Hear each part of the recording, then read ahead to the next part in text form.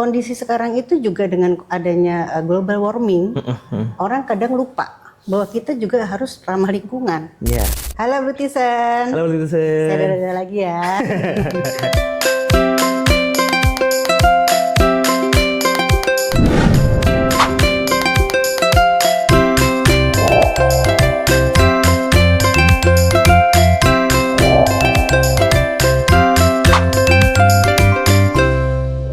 Selamat datang di Blue Talks. Hari ini kita sudah kedatangan dekan dari Fakultas Teknik yang terhormat Ibu Putri. Boleh tepuk tangannya mana Ibu Putri? Selamat datang Ibu Putri. Suatu kehormatan bagi saya bisa menginterview Ibu Putri hari ini. Terima kasih. Jadi teman-teman semua, Ibu Putri ini adalah dekan dari Fakultas Teknik. Jadi kalau belum tahu, teman-teman yang belum tahu dekan itu adalah pemimpin dari suatu fakultasnya itu, Bu ya. Iya, betul. Jadi Ibu Putri ini adalah dekan dari Fakultas Teknik. Jadi Ibu Putri, hari ini kita akan membahas tentang EcoSmart Real Estate dan juga EcoSmart Interior. Tapi sebelum kita melaju lebih lanjut lagi pertanyaan-pertanyaan kita, terlebih dahulu mungkin Ibu bisa jelasin terlebih dahulu apa itu EcoSmart Real Estate dan apa itu EcoSmart Interior. Oke. Halo Bu Tisen. Halo Bu Tisen. Saya udah lagi ya. Oke, baik. Saya sebagai dekan Fakultas Teknik dan salah satu di dalam Fakultas Teknik itu ada arsitektur. Nah, di dalam arsitektur kita ada penekanan. Nah, penekanan itu adalah EcoSmart Real Estate dan EcoSmart Interior. Kenapa kita mengambil EcoSmart? Nah, salah satunya adalah bagian dari turunan dari cerdas berbudi luhur. Nah, jadi apa yang kita rancang ini adalah memang menyesuaikan dengan visi misi universitas. Nah, jadi EcoSmart Real Estate pertama ya adalah kita merencanakan properti di mana properti ini ramah lingkungan dan tentu saja mengikuti kondisi teknologi yang sedang berkembang. Smart teknologi adalah bagian dari perencanaan properti di mana kita akan menggunakan konsep tersebut supaya pengguna daripada real estate tadi merasa nyaman, kemudian hemat energi dan kemudian juga selalu melek teknologi. Nah, itu untuk EcoSmart Real Estate ya. Dan untuk yang EcoSmart Interior? Nah, interior berarti kan di dalamnya, di dalam konsep arsitektur ada eksterior, ada interior, ada yang lebih makro, ada yang lebih mikro. Interior, EcoSmart Interior artinya masih sama. Kita akan merencanakan interior, baik itu bangunan maupun perumahan yang ramah lingkungan dan teknologinya juga kita pergunakan dengan baik atau smart teknologi atau kita sebut interior dengan teknologi pintar. Wow, jadi ini berarti lebih ke program studi arsitektur Bu ya? Iya betul. Jadi pembahasannya itu tentang interior. Jadi bedanya itu berarti untuk real estate sendiri itu lebih keluarnya ya Bu ya? Iya betul. Keluarnya ke kawasan. Ke kawasan. Tapi di kawasan itu kan pasti ada bangunan. Nah, di dalam bangunan ada interior. Interior. Jadi kita komplit ya. Ada kawasannya, ada yang kecilnya atau Iya, setuju. Oke, kenapa konsep ini penting di era modern saat ini? Menurut Ibu selaku dekan Fakultas Teknik dan juga yang concern di bidang ini, apa sih pentingnya atau mungkin kenapa konsep ini begitu penting di era modern saat ini, Bu? Oke, ini adalah tantangan yang kita hadapi di dunia modern. Dunia modern yang pasti kita akan memiliki teknologi. Sekarang ini sedang marak yang namanya intelijen AI ya, artificial intelligence. Sementara kita smart teknologi itu akan mengambil AI sebagai bagian dari konsep. Dan itu kita nggak mungkin berhenti dengan konsep yang tradisional. Kita akan terus maju dengan konsep yang modern. Seiring berkembangnya zaman ya Bu ya. Betul. Kemudian kondisi sekarang itu juga dengan adanya global warming, orang kadang lupa bahwa kita juga harus ramah lingkungan. Lingkungan yang kita buat, yang kita desain harus sesuai dengan iklim, harus sesuai dengan kondisi geografis, sesuai dengan budaya. Makanya kita lari ke eco dan smart teknologi. Itu yang kita concern. Kondisi lingkungan dengan kondisi teknologi itu harus berjalan bersama, dan itu harus berkelanjutan. Nah itu dasarnya kenapa budi luhur, arsitektur budi luhur memilih yang ramah lingkungan juga dengan berteknologi. Itu dua hal yang kata Bapak Zaitun, hal yang tidak bisa terpisahkan. Iya betul sekali, karena juga bersambungan dengan apa yang menjadi moto kita ya, berbudi luhur itu cerdas tersebut. berbudi luhur. Cerdas berbudi luhur, betul teman-teman, luar biasa. Nah, apa sih Bu contoh nyatanya menurut Ibu sendiri nih sebagai dekan juga? Contoh nyata EcoSmart Real Estate yang sudah diterapkan di Indonesia ini apa aja? Atau mungkin dua kan ya tadi, EcoSmart Real Estate dan juga EcoSmart Interior. Jadi contoh nyata yang sudah dibangun saat ini di Indonesia ataupun mungkin di luar negeri, itu seperti apa Bu? Ya, kalau di luar negeri mungkin lebih banyak ya. Karena luar negeri itu mereka memulai arsitektur modern. Arsitektur modern itu selalu memanfaatkan teknologi, sehingga akhirnya karena teknologi itu akhirnya menjadi musuh lingkungan. Sekarang di Inggris itu ada yang namanya BEZ ya, BEZ perumahan. Dia betul-betul memperhatikan untuk itu dia apartemen, tapi dia menggunakan konsep fotovoltaik untuk energinya, untuk kelistrikan. Kemudian dia tidak mengizinkan adanya mobil pribadi. Mereka juga proses selalu antar jemput dengan bis di apartemen itu, sehingga meminimalis kondisi polusi lingkungan. Yang mereka mengaktifkan juga bahwa di setiap atap rumah itu ada green roof, sehingga dia memanfaatkan alam untuk peneduhan lingkungan. Itu salah satunya ya.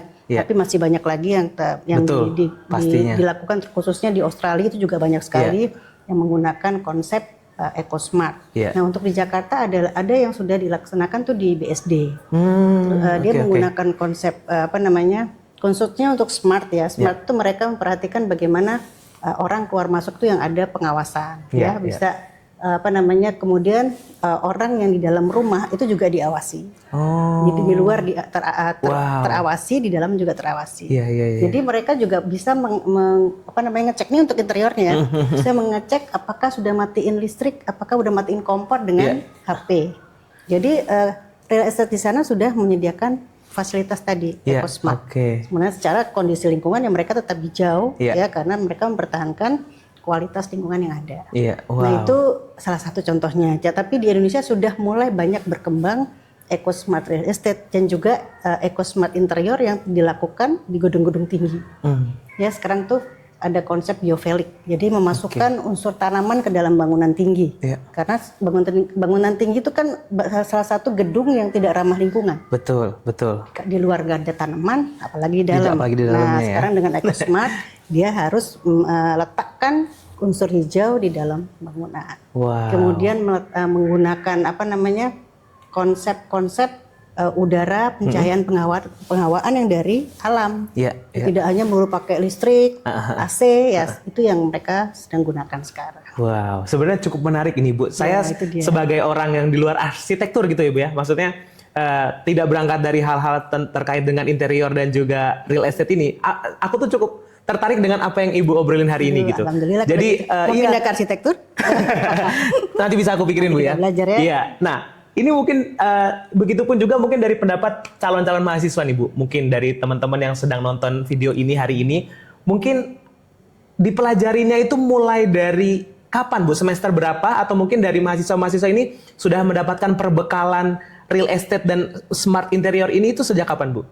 Jadi karena ini adalah peminatan, biasanya mereka mulai semakin ditajamkan itu mulai semester 5. Semester 5 mereka mulai, kalau yang real estate mulai ngedesain dengan konsep smart city, eco arsitektur, dan yang demikian juga yang interior. Tapi dari dasar ketika mereka masuk semester 1 di pengantar arsitektur sudah diperkenalkan apa itu smart teknologi, apa itu eco arsitektur. Nah, itu mereka sudah diperkenalkan. Jadi mereka sudah mulai paham. Jadi lebih baik banyak menggunakan penghawaan buatan, pencahayaan buatan daripada yang maksud saya yang alami ya, daripada yang buatan. Karena buatan ini sangat bermasalah dengan energi. Benar. Ya, kita sekarang sangat kekurangan energi karena kebutuhan orang untuk buatan itu sangat besar. Wow, luar biasa. Dan juga Itu tadi kan maksudnya berarti pengerucutannya itu lebih ke semester 5 ya Bu. Walaupun dari awal pun Dari sudah awal sudah kita diperkenalkan. bekali dulu, sudah Iya. diperkenalkan. Kita sebutkan sebagai pengantarnya. Betul. Jadi EcoSmart itu seperti apa sih? Iya. EcoSmart Real Estate itu seperti apa? EcoSmart interior itu seperti apa? Nah, nanti ketika kalian nanti join di prodi arsitektur sendiri, itu nanti akan pengerucutannya itu ada di semester 5. Jadi nanti semester 5 itu kalian lebih concern di bidangnya masing-masing, baik itu EcoSmart Real Estate ataupun EcoSmart Interior gitu. Jadi menarik juga nih ya. Jadi dari Ibu sendiri tuh sebenarnya komponen utama nih Bu. Kita bahas sedikit tentang satu-satu dulu ya Bu ya. Iya. Untuk EcoSmart Real Estate sendiri itu komponen utamanya tuh apa aja Bu? Komponen EcoSmart Real Estate ya, Iya. yang tentu saja mahasiswa akan diajak untuk merencanakan, atau Oke. merancang, Oke. membuat konsep perancangan, kemudian mereka menganalisis konsep tersebut dan akhirnya mereka akan membuat desain yang sesuai dengan konsep EcoSmart Real Estate. Nah, dari dua konsep tadi kan ada dua, satunya eco arsitektur, yang satu smart teknologi. Iya. Keduanya mereka harus bisa mengawinkan konsep tersebut dalam sebuah desain arsitektur. Oh, harus jadi, bersinergi ya Bu ya. Iya, core-nya adalah desain. Iya, Desain iya. itu nanti produknya tidak hanya desain, mereka harus bisa mendesain, membuat maket, kemudian membuat animasinya. Oh, Yang pasti I mereka see. juga harus bisa menjelaskan konsep Iya. smart dan ekologinya tadi yang di Iya, dalam iya. desain. Iya, jadi kenapa sih alasannya bikin gedung ini tuh untuk apa? Iya, Terus benar. di mana letak dari si smartnya itu, di EcoSmartnya di Iya, mana gitu-gitu ya Bu ya? Wah, menarik nih teman-teman. Nah, sekarang kita bergeser di EcoSmart Interior sendiri Bu. Itu seperti apa Bu? Ya, hampir sama ya sama Iya, iya. real estate. Tapi masalahnya interior itu kan ada di bagian dari sebuah gedung atau sebuah Iya, bangunan. iya, Jadi iya. si anak interior itu tetap harus mempelajari yang namanya bangunan gedung. Oh, Dia oke. harus mempelajari arsitekturnya dulu Iya. supaya dia bisa mengambil interiornya. Iya, Yang iya. pasti tentu saja arsitekturnya pun bernilai eco-smart. Iya, Baru oke. dia bisa memasukkan unsur smart ke dalam interior. Jadi karena di sini interiornya adalah bagian dari arsitektur, Iya. mereka juga belajar arsitektur dulu, baru mereka memperdalam di Iya. interiornya. Iya, baik. Gitu. Aku sempat jadi keinget nih Bu. Aku tuh jadi punya teman arsitek Bu, arsitektur gitu. Lulusan juga dari Budi Luhur juga gitu. Oh iya? Iya. Terus Angkatan aku berapa nih? Waduh, jangan-jangan alumni. 2 tahun yang alumni benar, alumni dari Universitas Budi Luhur. Terus saya sempat nanya-nanya seputar bangunan lah gitu. Jadi tuh sedetail ini teman-teman. Di arsitektur itu kita membahas tentang kontur tanah juga ya Bu ya. Iya, betul kontur sekali. tanah dibahas, terus arah mata angin. Jadi bangunan itu harus tepat dengan arah mata anginnya itu yang tepat. Itu gimana sih Bu perinciannya? Oh gitu ya. Iya. Oke, jadi di dalam arsitektur kita kan ada yang namanya analisa. Iya. Pertama yang kita lakukan adalah proses analisa dari kebutuhan ruangnya dulu. Oke, Ya, karena oke. arsitektur itu kan memfasilitasi sebuah kegiatan. Iya, iya. Setelah ada kegiatan kita akan membuat kebutuhan ruangnya dan mendapatkan dimensi ruang. Setelah dapatkan dimensi ruang kita akan mendapatkan ukuran dari bangunan. Ya. Setelah itu benar-benar. bangunan tadi harus diletakkan ke dalam tapak atau site. Disitulah mulai ada analisa tapak. Oh. Nah disitulah si bangunan itu akan diposisikan di sudut mata angin yang mana. Oke. Misalnya dia ada di posisi timur dan barat. Oke, Dia harus menghadap timur dan barat. Ini yang menjadi tantangan. Ya kalau dia pagi-pagi matahari itu akan kenceng nih. Anginnya ya. Matahari. Oh, sinar mataharinya. kalau Iya, iya, dia iya. menghadap timur dan menghadap barat. Oke. Ketika pagi dia dapat matahari timur, Iya. panas. Siang atau sore dia mau dapat yang barat yang panas juga. Iya, iya, Nah di iya. sini ada analisa bagaimana caranya supaya mengatasi matahari yang nanti mengganggu. Mulailah nanti ada analisis penggunaan fasad tambahan, ya. Habis itu ada juga nanti mungkin atap tambahan, Iya, ya, sehingga bangunan tadi bisa menjadi lebih teduh dan nyaman. Wow. Kemudian masalah angin. Iya, iya. Nah, jangan sampai ini bangunan rapat sampai semuanya nggak ada angin yang bisa masuk. Nah, kita harus menganalisa bagaimana angin bisa masuk ke dalam bangunan tanpa banyak menggunakan penghawaan buatan. Iya, iya. Nah, itulah kita perlu penting analisa angin. Iya, Kita jangan-jangan bikin jendela nih besar-besar Iya, ke arah timur misalnya. Ternyata anginnya datangnya dari selatan. Ya nggak udah dong. Iya, anginnya nggak bisa masuk juga ya. Jadi tidak maksimal. Iya, iya. Jendela besar tadi nggak maksimal mendatangkan Iya, iya. angin karena sumber anginnya tidak dari sana. Walaupun Makanya, memang buatnya udah gede-gede banget, Iya. tapi ternyata salah nih salah perakiraan arah nggak anginnya. ke sana. Iya. Jadi memang pentingnya tahu kita BMKG, bagaimana arah angin di daerah Jakarta Selatan, bagaimana di Bogor, bagaimana di Tapanuli, karena masing-masing nggak sama. Kita memperkirakan angin di Jakarta dengan Kalimantan sama, ternyata arahnya berbeda. Pasti beda ya Bu ya. Nah itu dia pentingnya di dalam arsitektur itu ada analisis site, analisa setapak. Gitu. Jadi itu bagian terpenting untuk menentukan bukaannya seperti apa, jendelanya gimana, atapnya bentuknya bagaimana, itu dia. Nah itu kita bergeser sedikit ya Bu ya. Ini silakan. Maaf. Jadi kita tadi bahas soal angin dan juga kontur tanah dan juga pencahayaan dari matahari. Feng Shui berpengaruh nggak Bu? Ini saya ngajar mata kuliah Feng Shui kebetulan. Oh iya Ibu. Wow. Dari tahun 2012 saya ngajar. Jadi memang Feng Shui itu ada mata kuliahnya sendiri Bu? Iya betul. Jadi karena Feng Shui luas ya, nggak cuma berkaitan dengan arsitektur. Bangunan ya. Jadi yang saya ajar adalah mata kuliah Feng Shui dan arsitektur. Jadi kita mengkecilkan analisis Feng Shui. Jadi arsitektur dengan Feng Shui itu kita bicaranya Feng Shui itu kan angin dan air ya. Jadi yang kita perhatikan adalah angin dan air dalam konteks perencanaan arsitektur maupun interior. Nah itu jadi mahasiswa saya ajak untuk ayo sedikit banyak kita menggunakan rasa. Karena kalau Feng Shui harus menggunakan rasa nih, perasaan panasnya di mana sih, anginnya di mana sih, berisiknya di mana sih. Nah itu karena benar-benar itu akan menjadi mempengaruhi bagaimana orang di dalam bangunan tadi akan mendapatkan kenyamanan atau tidak. Jadi indera perasa tuh benar-benar harus digunakan dengan baik ya Bu di Feng Shui ini ya. Berarti intuisi itu harus benar-benar jalan di Feng Shui ini ya Bu ya. Jadi memang ada teori yang menceritakan bagaimana sebuah bangunan itu diatur dengan Feng Shui.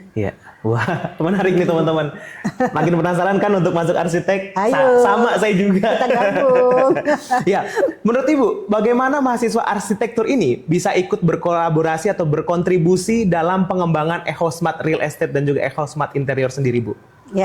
Jadi kita khususnya saya menggunakan mata kuliah saya untuk mengajak mahasiswa melakukan survei langsung mengenai real estate yang menggunakan konsep eco dan smart teknologi. Misalnya ini ada yang mereka lakukan, mereka juga sedang survei.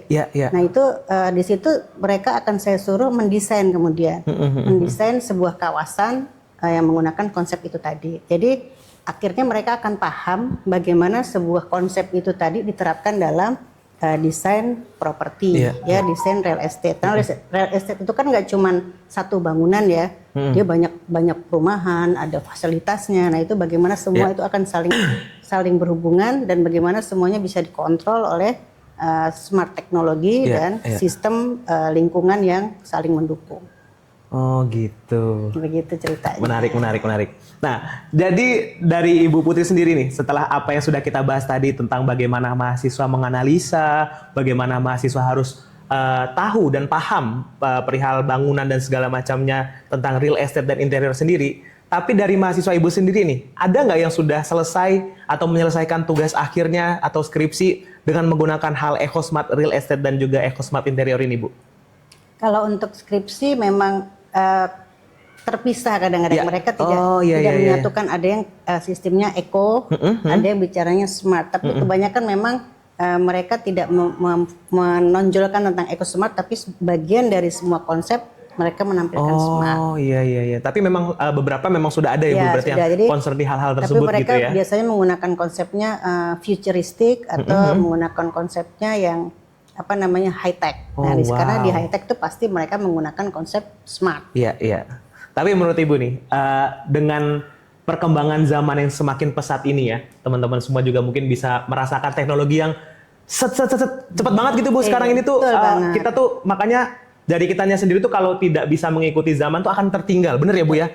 Makanya Ibu Putri pun ini saya yakin juga walaupun menjadi dekan fakultas tapi tetap harus mengikuti tren yang sekarang-sekarang ya Bu ya. Iya, benar. Nah, menurut Ibu, bagaimana menurut sudut pandang Ibu sebagai orang yang ahli juga di bidang arsitektur, bagaimana masa depan EcoSmart Real Estate dan juga EcoSmart Interior ini Bu? Apakah tentunya juga akan semakin pesat juga, dan mungkin dari calon mahasiswa ini juga mungkin bertanya-tanya juga gitu kan, nanti pas sudah lulus itu nanti arahnya kemana sih tentang kita yang sudah memahami hal-hal ini gitu? Itu kalau kita bicara tentang perkembangan teknologi, mungkin 10 tahun yang lalu kita belum bicara tentang smart arsitektur. Kita masih banyak bicara tentang ekologi. Betul. Tapi ketika bicara sudah mulai masuk ke era teknologi 4G, 4G ya? Iya, sudah 4G. 5G bahkan. 5G malah. Semua teknologi smart itu tidak bisa ditinggalkan dari bangunan, khususnya real estate. Sekarang orang akan tenang keluar dari rumah ketika dia bisa mengontrol rumah saya aman nggak, lingkungan saya aman nggak. Orang dengan keluar masuk ke dalam lingkungan perumahannya harus bisa dikontrol dia orang yang punya rumah atau bukan. Kalau dia dari mobilnya dari luar langsung bisa buka garasinya, pelang perumahan ya dengan sistem kontrolnya dia, berarti dia yang punya rumah. Nggak mungkin orang yang nggak punya sistemnya bisa mengakses masuk. Ya. Dan itu terus berkembang. Sekarang orang mulai malas kan, jendela ini kalau bisa vitrasenya tuh nggak usah saya buka, saya pencet, dia bisa kebuka sendiri. Sekarang elektro mahasiswanya udah ada yang bisa bikin. Udah ada skripsinya, sistem kontrol untuk vitrase atau korden ya. Jadi kordennya tinggal dipencet. Jadi itu sendiri. Pencet otomatis sudah membuka sendiri gitu ya. Tutup sendiri. Dan kordennya cuma ya biasa pakai mode kain biasa tapi sistem kontrolnya ada. Itu karya dari mahasiswa Budi Luhur. Mahasiswa arsitek, bukan arsitek, elektro ya. Iya, teknik elektro. Karena yang menggunakan sistem itu elektro, yang menggunakan itu arsitek. Betul. Kita kan saling berkolaborasi gitu ya Bu ya. Jadi nggak akan pernah berhenti sistem ketika kita menggunakan teknologi pasti yang akan menggunakan siapa sih? Manusianya, penggunanya kan manusia. Sementara arsitektur itu ingin memberikan kenyamanan pada manusia, sehingga semakin teknologi itu menyamankan manusia akan semakin kita gunakan. Menarik. Semakin kita pelajari terus. Betul. Itu ceritanya. Oke. Nah teman-teman, menarik banget kan obrolan kita hari ini. Ini kalau kata anak muda zaman sekarang obrolan yang daging semua Bu isinya. Daging semua ya? Maksudnya tuh kita bisa kita bisa menyerap dengan baik gitu Bu. Obrolannya tuh nggak ada lemak-lemaknya gitu. Daging dan penuh serat gitu. Terima kasih banyak ya Ibu ya. Tapi mungkin sebelum kita tutup podcast kita pada hari ini, Blue Talks pada hari ini. Mungkin dari Ibu sendiri mungkin ada pesan-pesan untuk mahasiswa yang masih aktif dan juga menekuni EcoSmart Real Estate dan EcoSmart Interior ini. Dan mungkin pesan-pesannya buat mahasiswa baru yang penasaran dengan tema kita hari ini yaitu EcoSmart Real Estate dan juga EcoSmart Interior. Menurut Ibu seperti apa? Untuk bergabung gitu. Maksudnya kan arsitektur ini kan hal yang sangat amat menurut saya tuh menarik gitu Bu untuk dibahas dan dikulik gitu. Oke, buat mahasiswa yang aktif, kalian tahu bahwa arsitektur itu adalah tiga kebutuhan utama. Ya, ada sandang, pangan, papan. Betul. Papan itu adalah arsitektur. Selama manusia membutuhkan papan, tidak akan pernah ada seorang pun yang tidak mencari arsitek. Sehingga kalian belajar yang benar, pelajari teknologi, pelajari konsep dasar arsitektur, dan kalian pasti survive. Ya, jangan males. Teknologi sekarang sangat mudah dicari. Mau mempelajari kemajuan, mempelajari desain, mempelajari standar, tinggal klik, buka dari HP, manapun semua bisa ya Bu kelihatan, semua dapat. Tinggal males atau enggaknya kalian. Jadi siap menjadi arsitek yang berteknologi, siap menjadi arsitek yang berbudi luhur. Tinggal ketika kalian mau masuk ke budi luhur. Arsitek yang cerdas berbudi luhur bisa menerapkan ekologi dan smart teknologi. Nah, untuk yang yang pengen mau masuk ke arsitektur, ayo kita gabung ke budi luhur karena kita tidak pernah meninggalkan ekologi, kita tidak pernah meninggalkan nenek moyang kita, tradisi kita, budaya kita, tapi kita akan terus melaju dengan teknologi. Ayo kita masuk ke budi luhur. Wow, oke, beri tepuk tangan yang meriah untuk Ibu Putri hari ini, luar biasa. Terima kasih banyak. Hari ini cukup banyak insight yang menarik tentunya yang bisa saya serap dan mungkin buat teman-teman yang sudah menonton ini juga aku yakin pasti banyak sekali hal-hal yang menarik yang bisa kalian dapetin. Dan terima kasih sekali lagi untuk Ibu Putri yang telah menyempatkan waktunya untuk hadir di hari ini. Terima kasih banyak Ibu. Sama-sama. Terakhir Ibu, kita salam budi luhur. 1, 2, 3. Salam budi luhur. Salam budi luhur. Dadah teman-teman semua. Thank you. Dah.